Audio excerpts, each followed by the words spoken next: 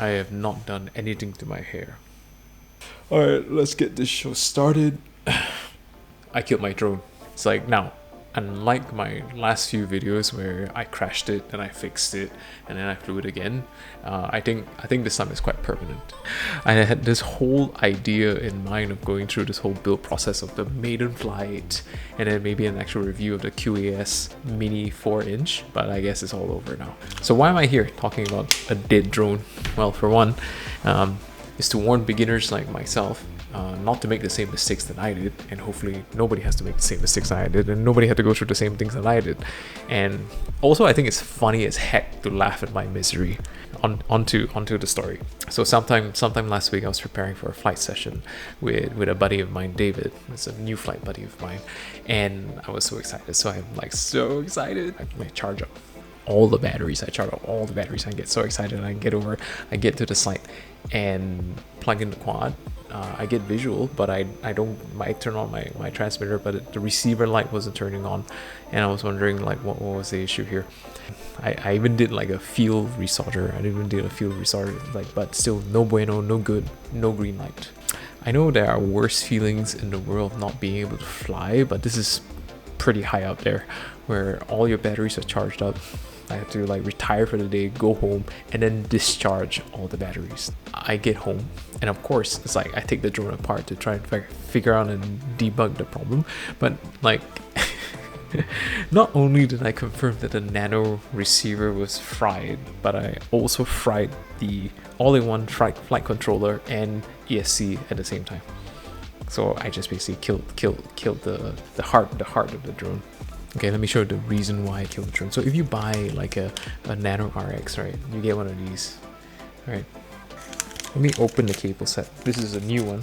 Luckily I have one of these lying around.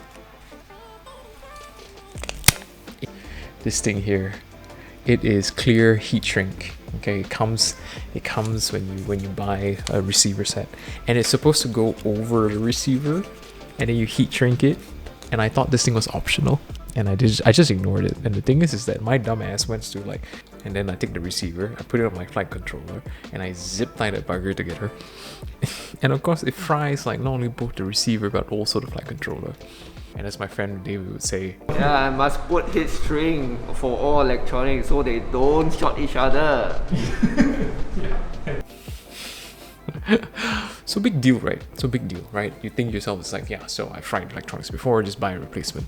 Well, the thing is like I did plan for this, and I did buy a replacement, but my dumbass also forgot that, you know, to measure the size or how big the thing is. Let me show you.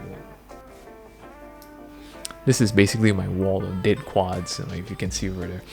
So there's a size here, right, of where the flight controller should fit.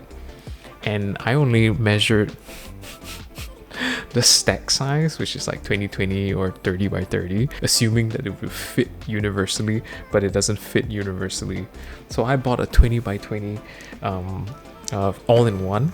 This is whatever Flywoo Goku whatever something F4 flight controller, and it doesn't fit. The thing is too big. That's what she said.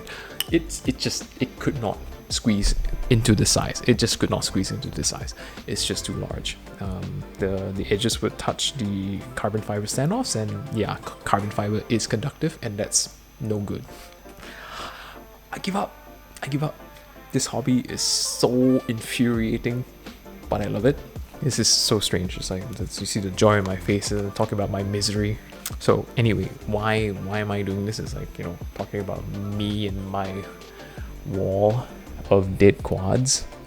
Well, anyway, it's like some of you know, it's like I'm already planning to move to a bigger 5-inch drone, and that would have to be a story for another time.